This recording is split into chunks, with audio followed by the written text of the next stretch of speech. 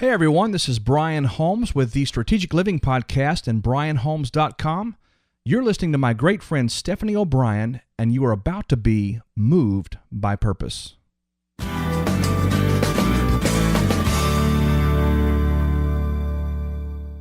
The pieces of the puzzle fit together if we keep looking back on those things and saying, what was it then that I was doing that benefits me today?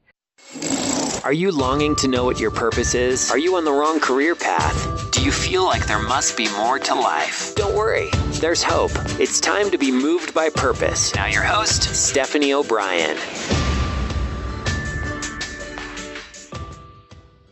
You are listening to the Moved by Purpose podcast. It is your host, Stephanie O'Brien. I am thrilled to be with you today. Today's guest is Dr. Bob Roush. For more than 30 years, Dr. Bob Roush has had the privilege of counseling and coaching individuals in the U.S., Canada, and Europe. Presently, he is a registered corporate coach and a certified executive coach. Bob is a senior consultant with Berkman International and a founding member of John Maxwell Coach, trainer, and speaker program. Through Dr. Bob's education, experience, and instinctive ability, he delivers a unique opportunity for leaders to make significant improvements in their professional and personal lives. Without any further delay, you are in for a treat with this interview with Dr. Bob Roush.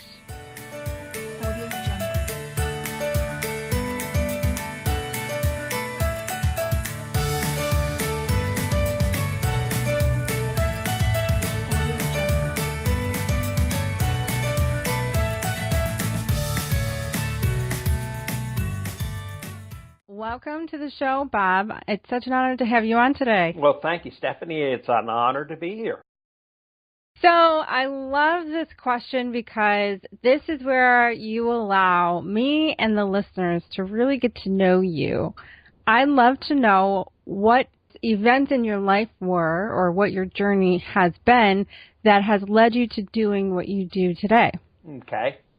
When I got out of the Air Force, many years ago, I thought I wanted to go into the ministry and did the preparation for all of that. And then when I got on a church staff, then I figured that wasn't going to be for me. I was afraid I was going to hurt somebody, to tell you the truth. It was very frustrating. It was just very frustrating. And so I decided I was going to go back to school and get my master's in psychology and also my PhD, which I did. So I have a PhD in clinical psychology. And I started a clinic. I founded a clinic in Shreveport, Louisiana called Family Therapy Center.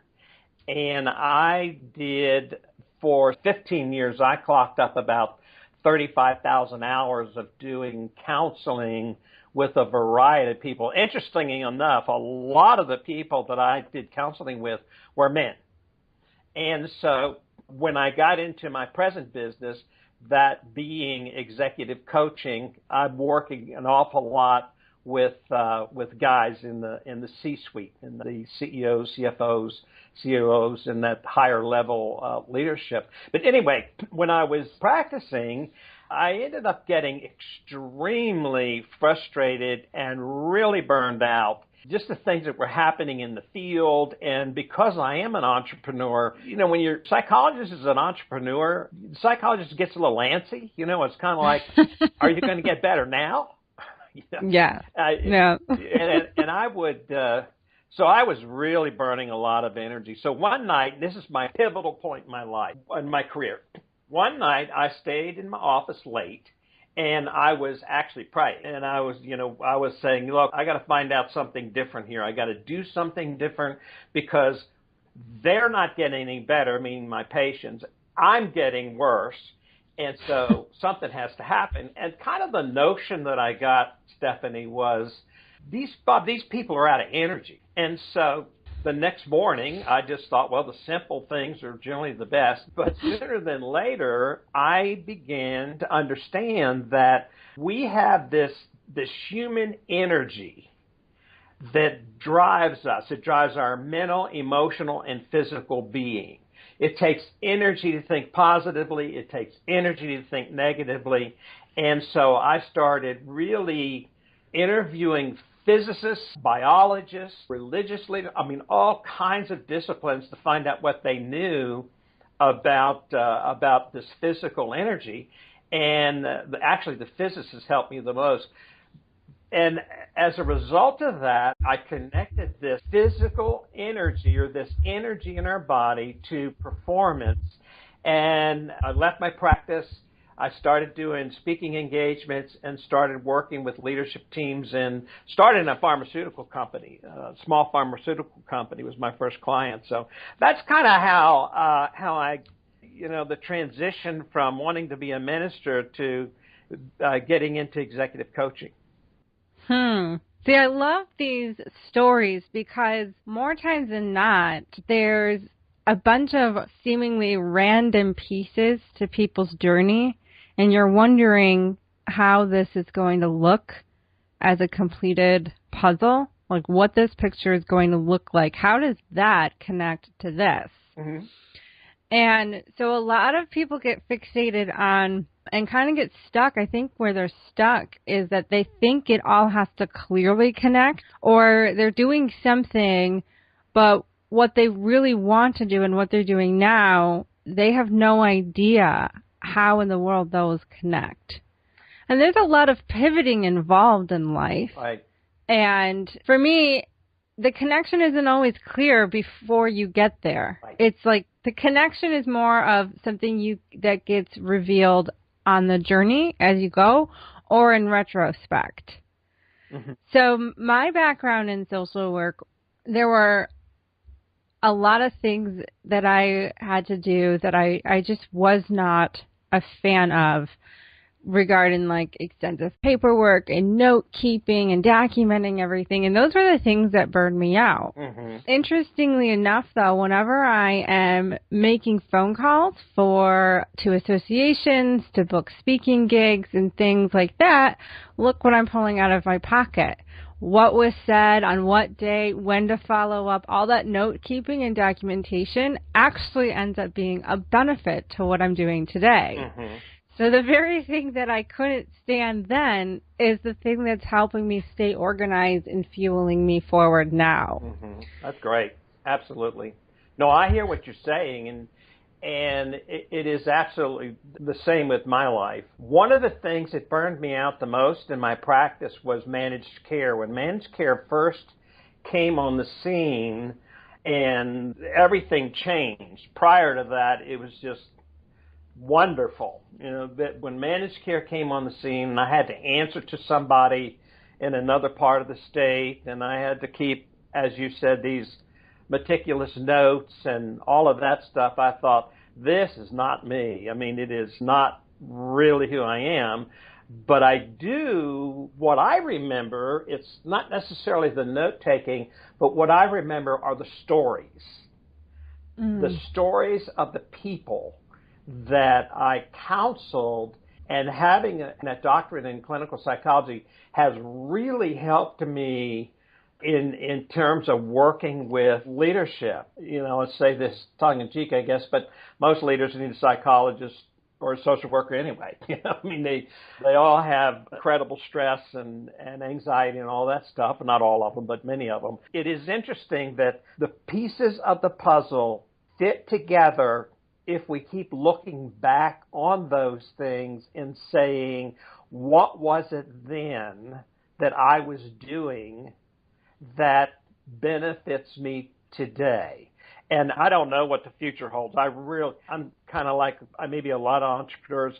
I'm taking the day as it comes, and I just don't. I don't know the future necessarily. So it's been kind of interesting, and I kind of throw myself in the same category as a lot of entrepreneurs who get excited about it today, get excited about a topic, get excited about touching the lives of people, which I certainly do all of those. And I'm going to just do that every morning when I wake up and do it till I go to bed at night. Detail is not my strong suit, but, you can hire people to do detail. Mm-hmm. Yep. So, which I do. Yep. Yep, because that stuff seems to really drain me. And I don't perform at my best when I'm doing a bunch of stuff that is not where my strengths are.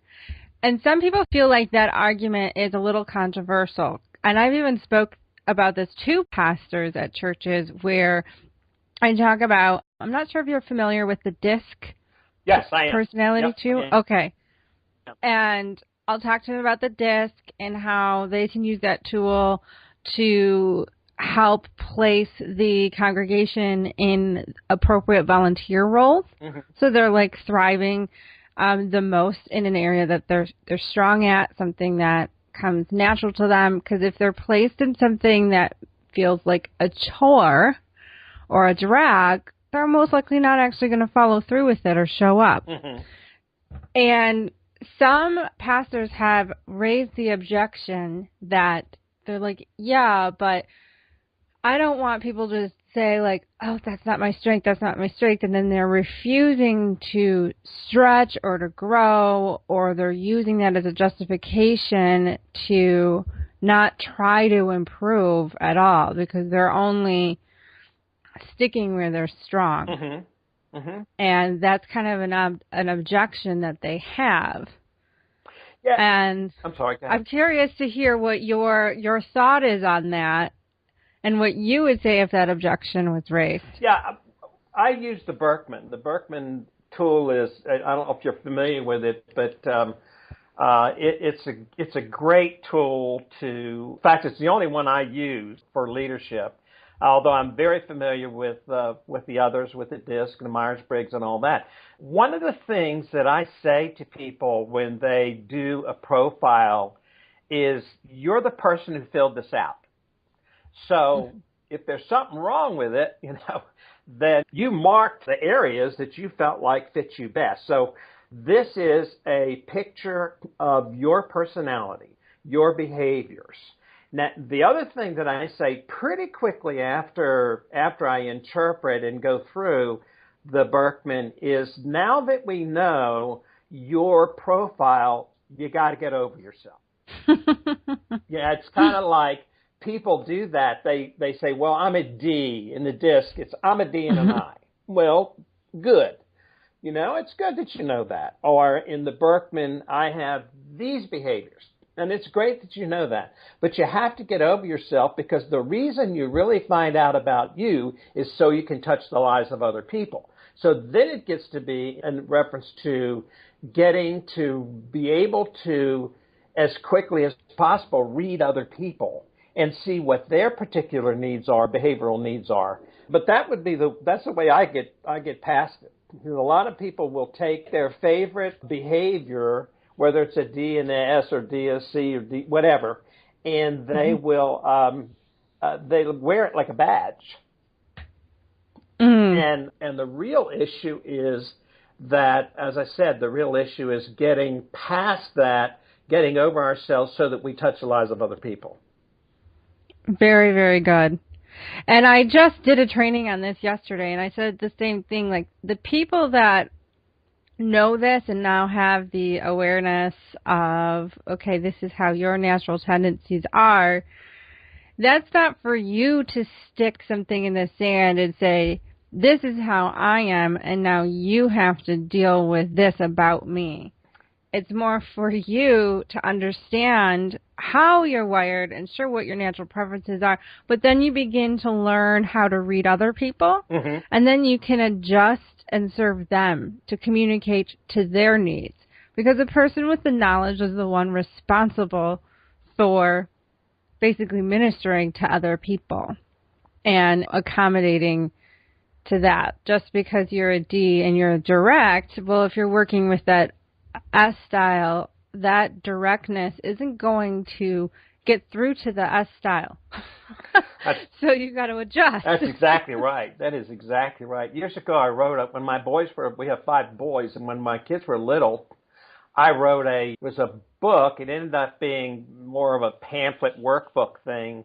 And it was called Creative Discipline. And you're describing what I think is really important, and that is that everybody comes onto the planet with particular behavioral needs.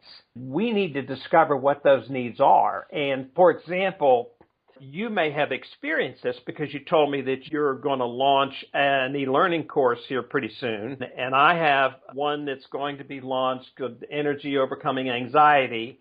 And what I realized, Stephanie, is if I stay in front of this computer too long, then I start getting squirrely. Mm-hmm. Yeah, and I start losing my energy. So because I get my energy by doing my natural behaviors. And my natural behaviors is to do this, talk with people, find out what's going on, how I can help people grow and develop and all of that. If I stay isolated too long, then my energy level starts dropping and I'm more receptive to having anxiety or issues like that. So oftentimes my wife will tell me, you need to get out of the office. You need to get out and, start seeing people in the Dallas area, that kind of thing. Okay. I was going to just bounce off of you. And I noticed that when I transitioned to working on the business right now with my full focus, where, I'm not working around a day job, I have a remote team and I work from my home office. And I remember just really missing people. Yeah. And I started just kind of feeling drained and like I didn't have any energy to create. And I was like, this is not good because I built this business, creating this life that I want. And I'm like, oh my goodness. Yeah. I feel lonely. And so then I had to start strategizing, okay, when I can, because my clients some of them are local, but I'll have clients from California or Washington, all over. So those are phone appointments and the phone calls still help. And I just had to start getting strategic, which is why I started the podcast and interviewing people. Mm-hmm. So it was I need to build relationships with people a couple times a week. So I'll network on Thursdays and then I have my interviews on Wednesdays and I make sure I am intentional about that human interaction that I have. Now, it's not always local, but it still helps. It's still better than just through email or chatting through a Skype chat. Oh, so. Yeah, I agree with you. I mean, that's why I say even in these interviews like you're doing with me I will be so pumped when we get finished, I'll have to get myself off the ceiling because I love it. I really love it. The other thing that happens is that in my mind anyway, there are three basic behaviors that are really positive qualities, and that is performance, responsibility, and pleasing people. We want to do all three of those things.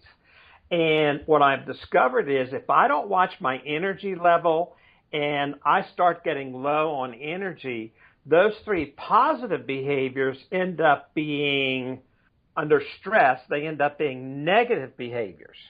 For example, I say, okay, I need to be responsible to get this program done or to write this book or whatever else. And then I start neglecting my need for people or whatever. Well, then as I get more stressed about getting it done, that needing to perform ends up, I need to prove to myself that I can get it done. I need to prove myself.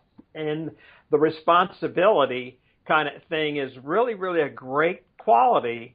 But if I don't take a break and refuel my energy, sharpen the sword, do the things that really give me more energy, then that responsibility gets to be hyper responsibility where I'm putting too much pressure on myself for everything. It's not only getting a book done or a course done. It ends up being a negative where all of a sudden I feel responsible to, I'm not being with my family enough. I'm not taking care of my children enough or my wife, all of that kind of stuff. You know what I mean? I don't know if you experience that or not. I do.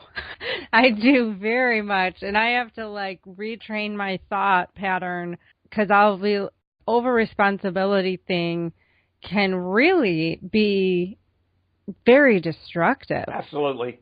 And counterproductive. You feel like, oh, I got to lock down and focus and stop at nothing because your effort, at least my mentality is I'm being productive.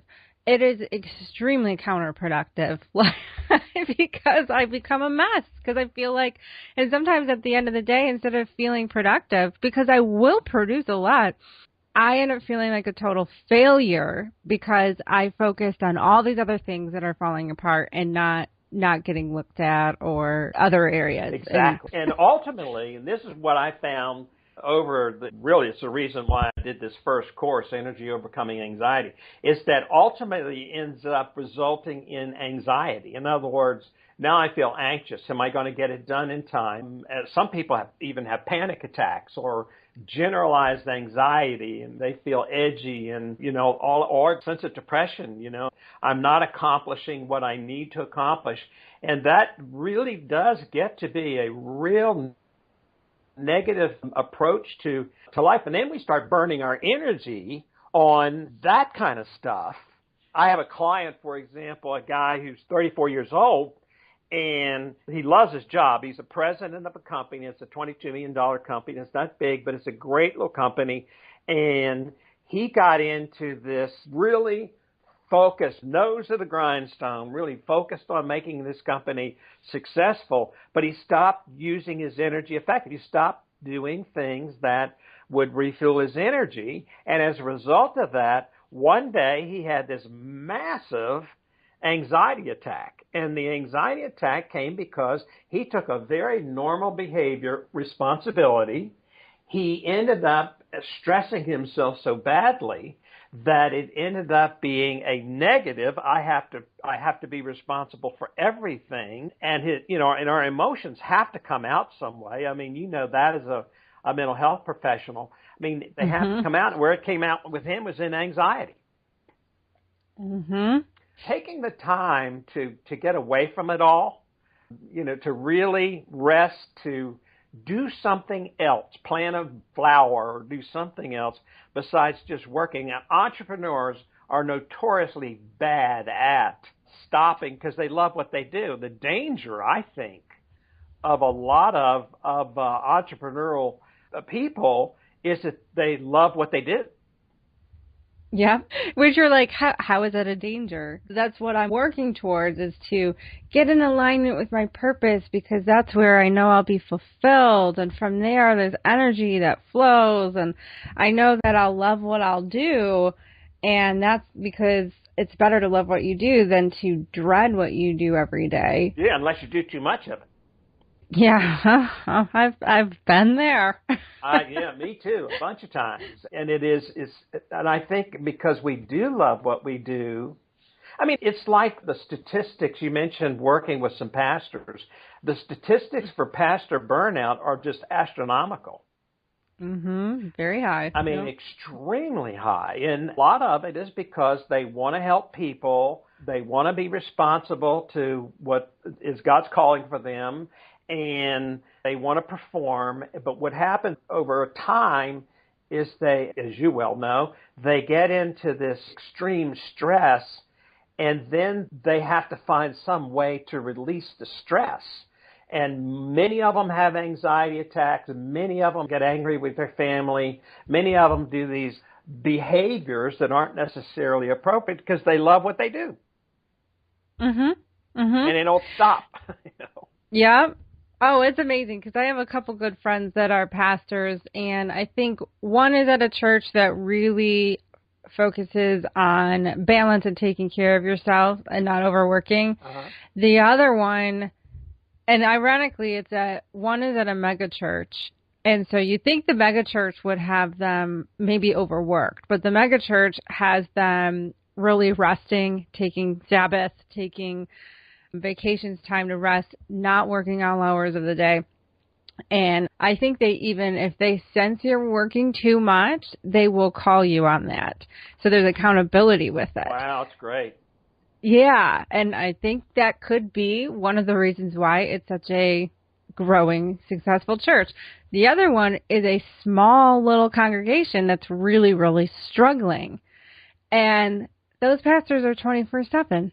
They're working all the time and answering to every single call. They don't take time off. They're not even allowed to have more than like a day. They have to work every single weekend, and they're working Monday through Friday. They're also having to work Saturday and Sunday, and I'm like, oh my, oh yeah, this is a mess. Yeah, it's a setup for failure. I mean, it is a setup. Yeah. Because again, we all have, I think, I call it this threshold of energy. If you can visualize a tank, a fuel tank of some sort, in our human energy, we have this outgo. I mean, we're doing this, we're helping people, and we feel good about helping people. But all of a sudden, because we haven't taken time to refuel that, and there's like millions of ways to refuel your energy. We haven't taken time to refuel that, and people hit that threshold. Every person I've ever seen in counseling and every person I've ever seen in my executive coaching has a predisposed behavior. In other words, the same behavior happens every single time. For example, for me, when I get low on energy, then I start withdrawing from people. Now remember, that's what I love, but I start withdrawing from people, and then I start getting anxious, start worrying about things. I know when I'm there that I've hit the threshold and I need to refuel my energy. I need to go. So it's like this warning light on your automobile, the dashboard. And when we see that light come on, or we know it's coming on in our life, we need to really stop and think about our energy and what we need to do to refuel it. So can I ask you, if you don't mind, like when you notice the signs that that's your warning light, what are the things that you've learned to do to refuel it? One of the things is that typically I work out, and I've always worked out. I learned to do it in the Air Force, and I've done it for years and years and years. But what I find is when I get stressed, I stop doing the things that are good for me. Yep. And one of them is working out. So I will make it a point to get up a little early, or I'll put it on my calendar. I have to put it on my calendar. And I will either work out early in the morning, 5:30 in the morning, or I'll work out at 3:30 in the afternoon. But I'll take that hour and I'll go work out. The other thing is that, we all take pride in the books we read and yada, yada, yada, all that stuff. But I'll find books to read that have nothing to do with business, just stories I love biographies. I read the Steve Jobs biography, just things that will physically increase my energy. And I tell you what really physically increases my energy is going somewhere where I can be by myself, having some alone time.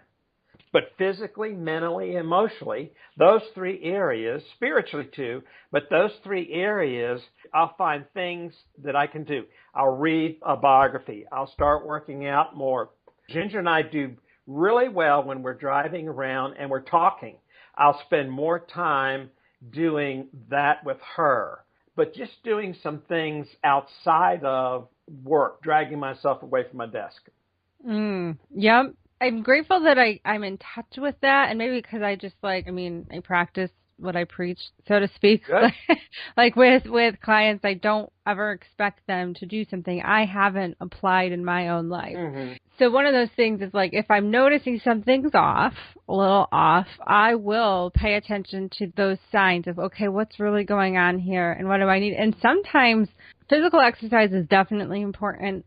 Paying attention to what I'm eating is also important, and having the discipline. So it's kind of funny. I know something's off when I naturally want to eat healthy and go after the foods that make my body feel its best. Mm-hmm. So the vegetables and the salads and the whole foods, all of that.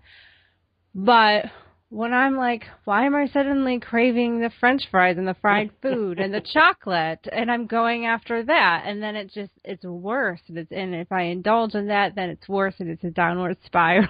Mm-hmm. You know, when that temptation comes, usually, and that's one of my triggers. If I'm craving the bad foods, I'm like, okay, that's not normal, because I know my body doesn't thrive off of that. And that, for me, I think is that anxiety or that need to comfort. I'll go for that comfort. That's food. right. And so the dieting, for me, is a big thing with mood and energy, and really paying attention to when those hunger signals kick, that there's a reason why I'm going after it. Right. And I need to really get to the bottom of it. So walks, getting fresh air, just taking deep breaths. Yep. Like the breath is so powerful. And I'm like, okay, I just need to slow down, sit outside, get some sunshine, even if it's chilly, just a little exposure to the sun, and just take in the cool, fresh air and things like that, to just disconnect and recharge and settle down and calm down. Absolutely. And those things I'll do. When I notice I'm getting angst throughout the day, I'm like, time to walk away from the very thing that I think I need to keep doing. Right. It's time to take a break. Yeah, it's your threshold. You've just nailed your threshold behaviors, and that's exactly right. When you're after French fries and chocolate, then you have hit your threshold behavior. Some people use alcohol. Some people, I have one client who uses drugs. I mean, there's just a number of things, because, as you said, comfort food, but the alcohol or the drugs or whatever, and particularly with men, because men tend to be, I think, a little more addictive to that kind of stuff than women. And that may not be accurate. It's just a statistic that I read. But what it does is just numbs the mind. So I'm not thinking about all the things that I got to deal with. And, ultimately it comes back. But the idea is that we pay attention to getting the symptom relief, but not really getting the energy back to where it needs to be, or at a high level. And I think particularly like your writing and my writing, I'm not a natural writer. I'm a natural speaker, but I'm not a natural writer. Me too. And so I have to be really, really careful that when I'm writing, that I don't spend too much time on a particular thing, because then everything starts crowding together. And as I said, one of my threshold behaviors is anxiety. The stat says that 1 in 4 people are going to have some form of anxiety in their life. And I happen to be one of those 4. But that's the indication that there's something amiss, like you said. And so I'll plug in my refuelers. I can't look at it as like it's a discipline. For some reason it is, but I have to look at it like I'm going to the filling station. Now, in my mind, it's a trick, I guess. But in my mind, when I say that, then it's like, it makes more sense to me than I've got to make myself go do something. Yes. It's kind of like, wait a minute, I'm going to run out of gas if I don't stop by the filling station and put gas in my car. I'm going to run out of fuel if I don't, go to the gym. Or in your case, and me too, if I don't eat right, that kind of thing. So. Yep. But and exercise is also something I do regularly. My body feels it when it doesn't exercise. I physically start getting anxious. It's like, I need to move. Yep.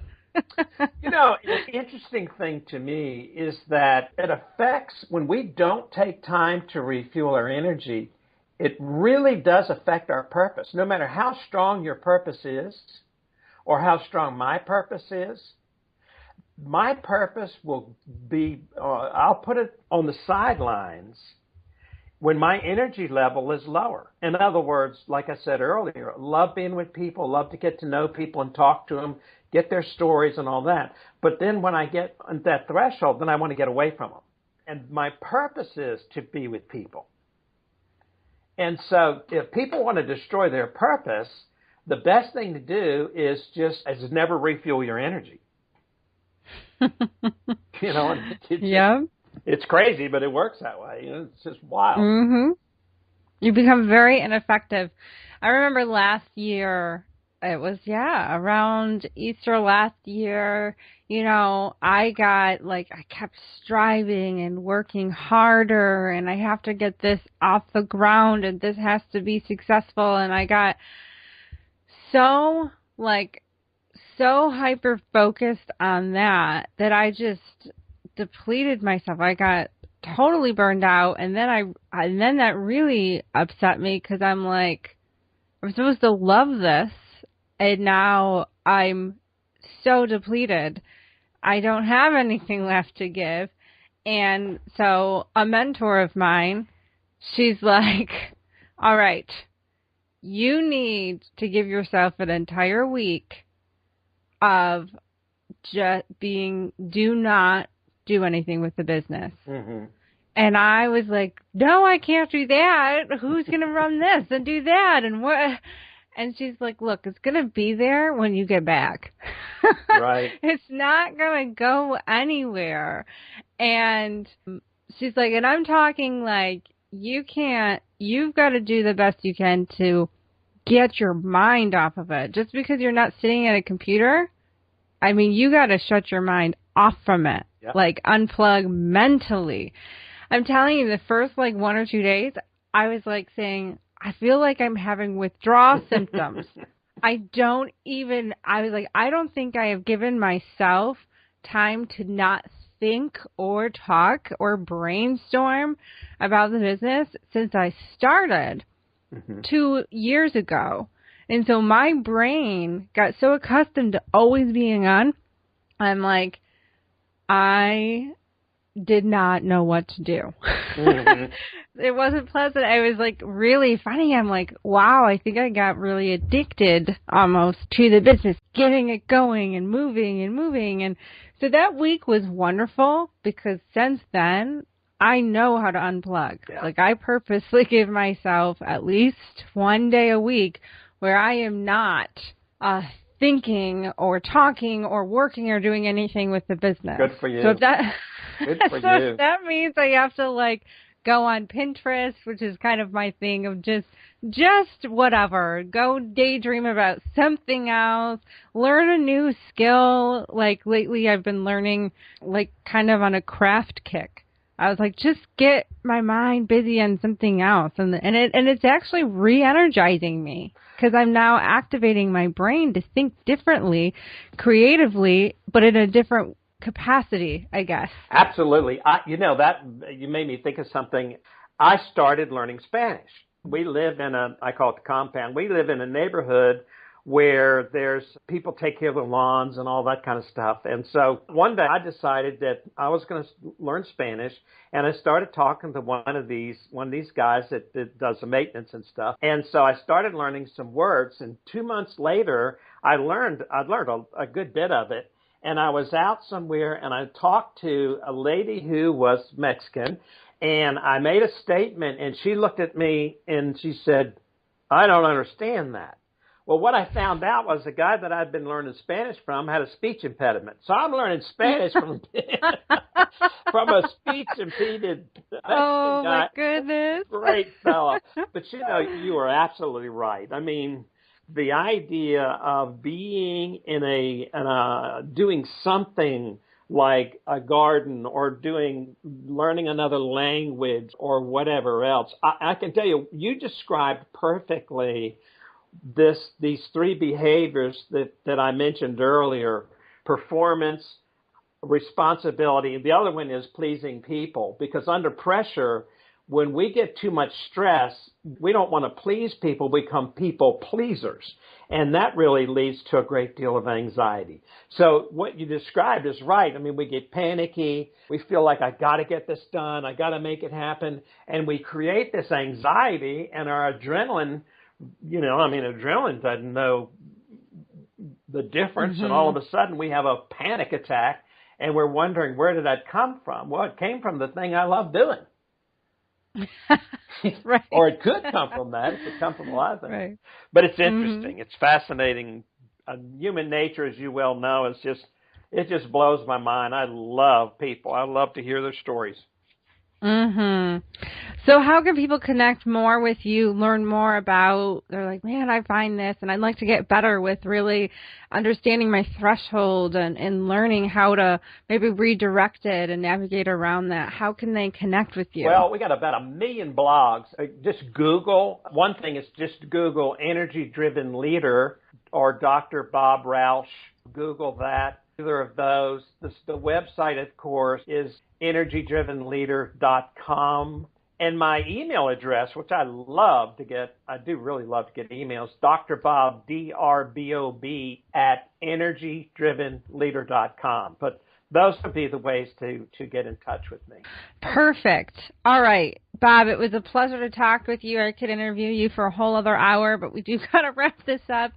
Thank you for conversation because it energizes me and helps me carry on throughout the day. I hope you've been energized as well. And thank you for blessing us with your wisdom and expertise. Well, thank you, Stephanie. And listen, good fortune and blessings with your course, your new course that's coming out pretty soon, and your book and all that you're doing.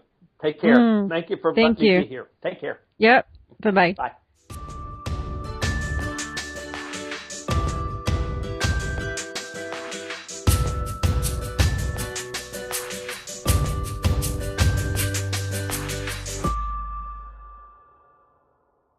One of the things that I say to people when they do a profile is, you're the person who filled this out.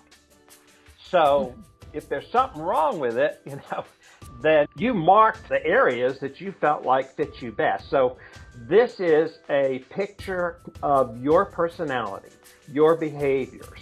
Now, the other thing that I say pretty quickly after I interpret and go through the Birkman is, now that we know your profile, you got to get over yourself.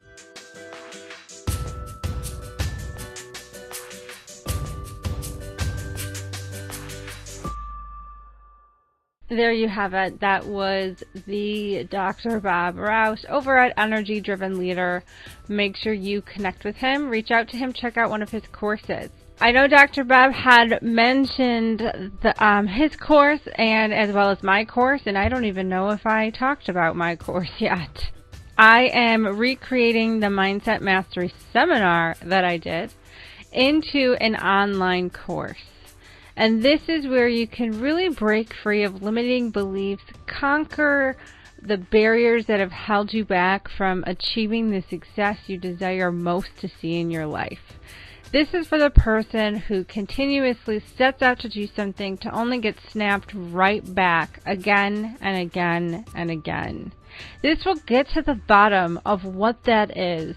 Maybe uncover some lies you're believing, some fears that you need to face head on and finally overcome and conquer once and for all, so that you can live the abundant life that you are meant to live. This is available for pre-order for $49. This course is going to be on sale, will be available for probably $4.97. So I'm practically giving this course away. This course is finished. In all transparency, we're just trying to put it on a course platform and it will be ready. Due to technical difficulties, which hopefully will be worked out, we shall have this rolled out in the next couple weeks if all goes well, which is why you're getting it practically for free, because you'll just have to wait a little bit until it's ready. If you want this course, please email me. You have to email me because it's not even in the store yet, and I will send you a link to purchase it, and you will be the first to get the course. You got to email me at movedbypurpose.net, fill out the contact form, or you can email me at stephanie@movedbypurpose.net, or you can email me at movedbypurpose@gmail.com. Either way, I get all of them. They're all routed to me. Make sure that you are emailing me within the next 2 weeks by the end of April, or you will lose your window for this opportunity that will not come again. So I'm going to be bold and say that it's not going to come at this price again. You better act now or you will miss out on the low price. The lowest it's going to go next is $197.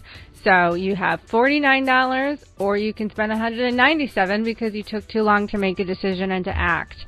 So stop holding yourself back and get ordering so you can be the first to get in on Mindset Mastery. And I'll talk to all of you guys next week.